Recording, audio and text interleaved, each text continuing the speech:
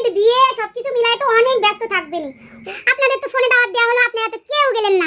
আর বৌদি গেলে যে কত আনন্দ করতে পারতেন সেটা আর কি বলবো। বৌদি বাসুরের ছেলের বিয়েতে কি আর বলবো, চোখ ধাঁধানো বিয়ে হইছে বৌদি, চোখ ধাঁধানো বিয়ে। এইরকম বিয়ে আমি জীবনের প্রথম দেখলাম। আমার বাসুর তার একটা মাত্র ছেলের বিয়েতে কোনো কৃপণতা করে নাই। সেই তো বোম্বে থেকে লাইটিং নিয়ে আসা হয়েছিল। আর জানেন বৌদি, বৌমাকে যে সাজালো কলকাতা থেকে বিউটিশিয়ান নিয়ে আসা হয়েছিল। হ্যাঁ, 1 লক্ষ টাকা শুধু সাজাতেই নিল। আর তাদের প্লেন ভাড়া, যাতায়াত ভাড়াটা, পাসপোর্টের থেকে ভিসা সব পুরো আমার বাসুর দিল। আর জানেন না বৌদি, আমার যে সৌদি থেকে আমার ভাইয়া হারটা দিছে না, সেম ওরকম হার আমার ভাসুরের ছেলের বউকেও এনে দিছে আমার ভাসুর। আমার ভাসুরের তো কোটি কোটি টাকা পয়সা। আরে বাবারে বাবা, বিয়ে তো না কি বলবো। ও মা, তাই এত বড় অনুষ্ঠান হইছে, এত আয়োজন। বোম্বে থেকে লাইটিং, কলকাতা থেকে বিউটিশিয়ান, সৌদি আরব থেকে দামি দামি গহনা। বাহ বাহ, খুব ভালো বিয়ে হইছে তো। তাহলে আসলে যাইতে পারলাম না তো, আফসোস তো আমারও হচ্ছে, এত বড় একটা অনুষ্ঠান দেখতে পারলাম না। হ্যাঁ বৌদি, সত্যি জীবনে স্মরণীয়। না রে ভাবি, যাই বলেন তাই বলেন, আপনার বাসুরের ছেলেটা অত্যন্ত মোটা। এত মোটা মোটা ঠেলা আসলে ভালো লাগে না। বৌদি মোটা বলেন কেন? বড় লোকের ছেলে মেয়েরা একটু মোটা হতেই পারে। মোটা বলতে হয় না, হেলদি বলতে হয়, বুঝছেন? মুকেশ আম্বানির ছেলেকে দেখেন নাই? ও তো একদম মাশাআল্লাহ। ইরে বাপ রে বাপ, আমার বাসুরের ছেলে আবার কি তার চাইতে 2 ডবল। বুঝতে হবে, টাকা আলাদা, একটু স্বাস্থ্য হয়, হেলদি হয়, ঠিক আছে? তা তো দেখছি মুকেশ আম্বানির ছেলেও মোটা। হ্যাঁ, বড় লোকরা মনে হয় একটু মোটাই হয়। ওই যে খায়, বসে বসে খায়, হুকুম করে চাকর বাকরের দিয়ে দেয়, অভ্যাস তো, তাই অত মোটা হয়, তাই না? আচ্ছা, ওরা একটু হেলদি হয়। আর বৌদি, বৌমাটা যা হইছে না, একদম লাল টুকটুকা পরীর মতন। আমার বাসুর তো কিচ্ছু নেয়নি। আরো ওই বইয়ের গুষ্টি ধরে সবাই আমার বাসুরের ছেলে সবাইকে সালাম করে করে 1 ভরি করে স্বর্ণ দিছে, বুঝছেন? এত অনুষ্ঠানে আনন্দ হইছে, এত সবকিছু।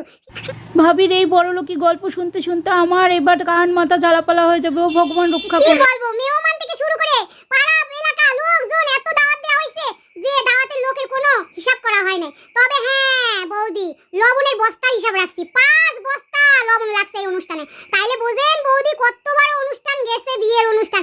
5 বস্তা লবণ যেখানে ফুরাইছে, কোন বিখ্যাত অনুষ্ঠান হতে পারে? মুকেশ আম্বানির ছেলের বিয়ে আর আমার বাসুরের ছেলের বিয়ে প্রায় সমান সমানই মনে হইছে। হ্যাঁ ভাবি, বুঝতেইছি তো। 5 বস্তা লবণ অনুষ্ঠানে ফুরানো মানে 4টে খানিক তো কথা না। কত লোক খাইছে সেটা তো বুঝাই যাচ্ছে। কোনো কিছু হিসাব রাখিনি তো, শুধু লবণের বস্তাটাই আমি গুনে রাখছিলাম। তা ভাবলাম যে 5 বস্তা লবণ যেখানে ফুরায়, সেখানে তো মেহমান, আত্মীয় স্বজন, দাওয়াতি লোকজন কত হইতে পারে সবাই বুঝে নেওয়া উচিত।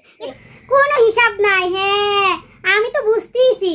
এ তো প্যাকেট নয়, ছোট ছোট 1 কেজি প্যাকেট, ওগুলো না। ওই চালের বস্তার মতন 50 কেজির এক একটা লবণের বস্তা ফুরাইছে বৌদি।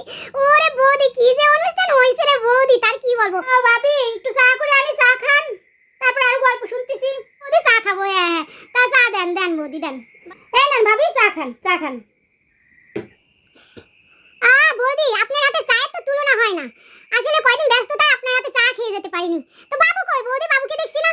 বাবু আর আপনার দাদা একটু বাইরে গেছে। ও, বাবু একটু বাইরে গেছে।